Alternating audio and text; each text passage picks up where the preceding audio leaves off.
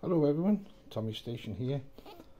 This is the third and final part of my submarine valve modification project.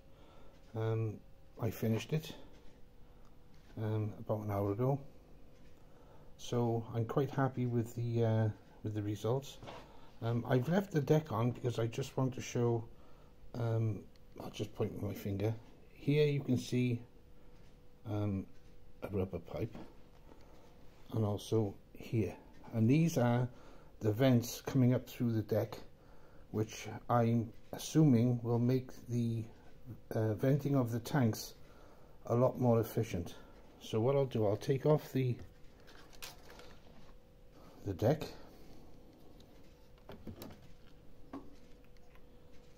Just bear with me a second. Now then,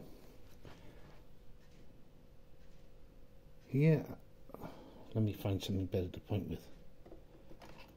I'll use my pen. Here are the new valves, and there are the old ones.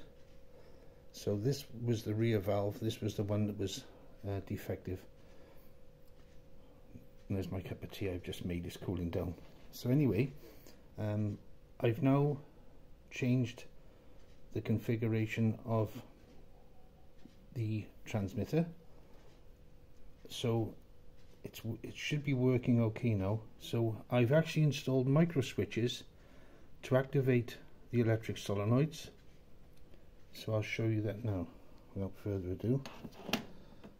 So switch on the transmitter, there we go, that's on. Then activate the magnetic switch, so that's on now. Now then, I don't know if you'll hear this, I'll try and be quiet.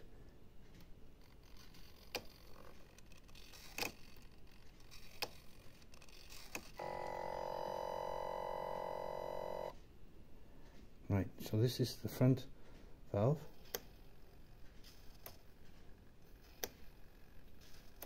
Now then, here's the micro switches functioning. Okay, so that's the first, the front valve, and there's the rear valve.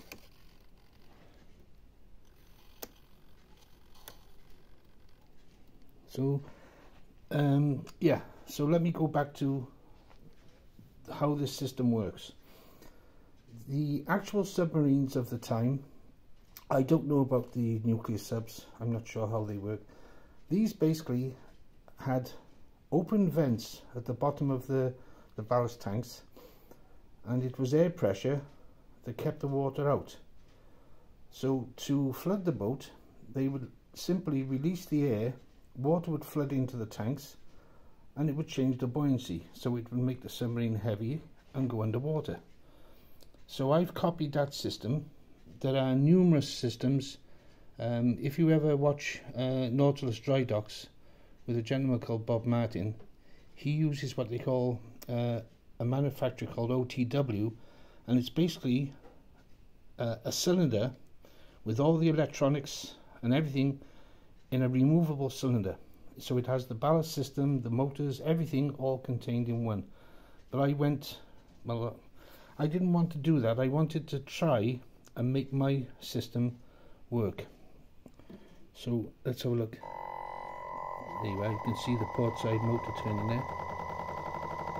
And then we obviously got reverse, or astern, sorry.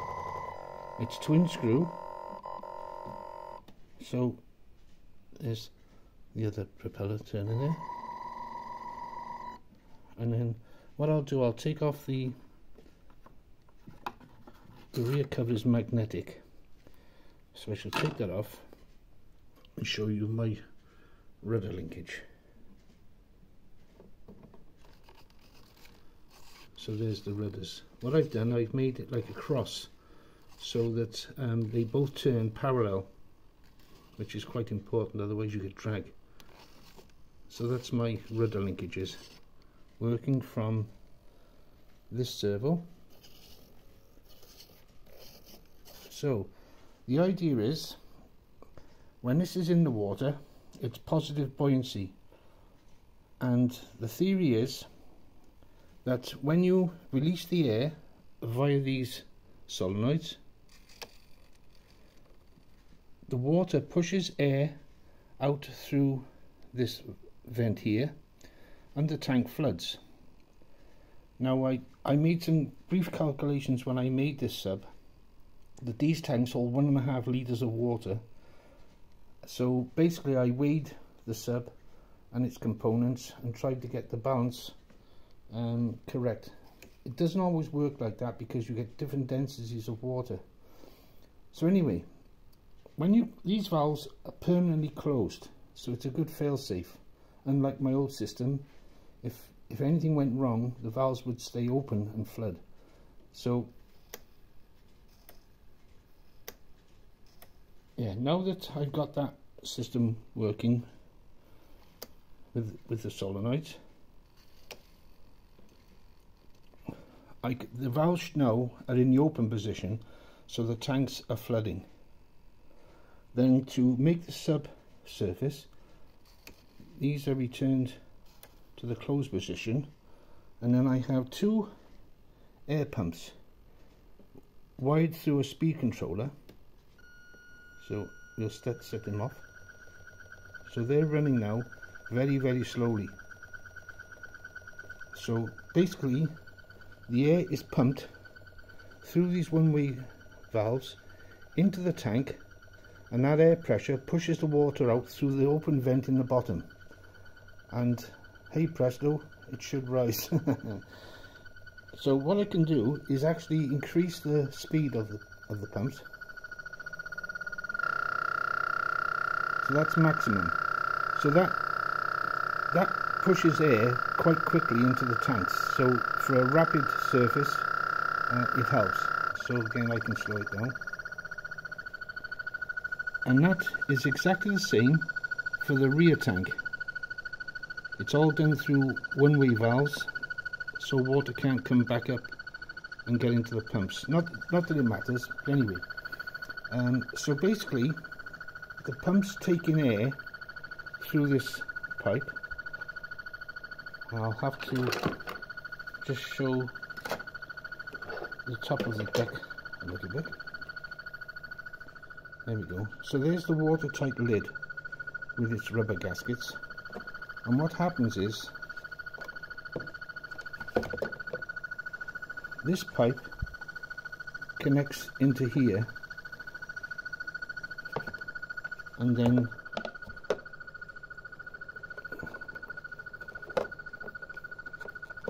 this pipe comes from the lid into the conning tower and connects to a periscope.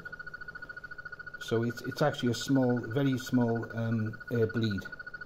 So the idea is, instead of creating a vacuum inside the container, it takes in air from outside. Now then, this sub is what they call positive buoyancy. It's designed in such a way by me that it can't sink unless it's driven underwater.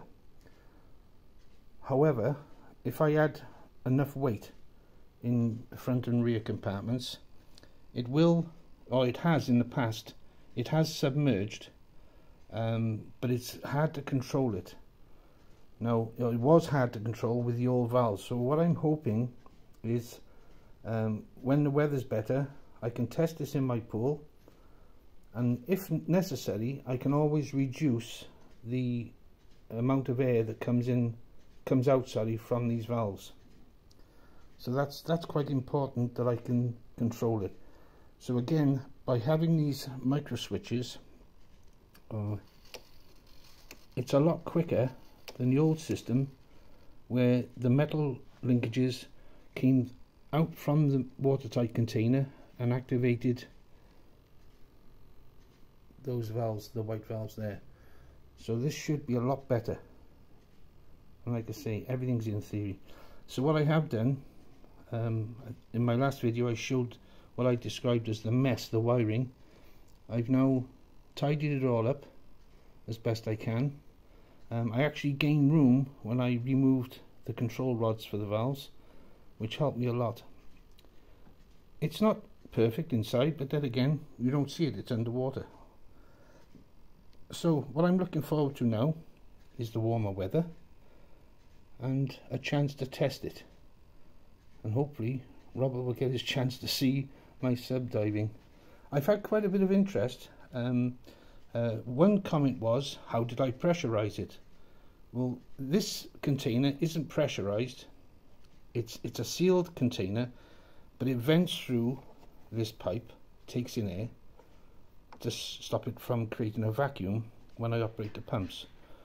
So the pressure comes from these two pumps pumping water out of the forward and stern ballast tanks. So there we go. That's how the submarines have been working for a long time.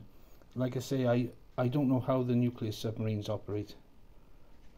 This probably would be a noisy system, so they wouldn't use that on the nuclear subs. Anyway, that's the final update on my sub. It's finished until I get the chance to test it. Okay, so thank you for watching and following my unusual hobby, I suppose. Okay, bye now.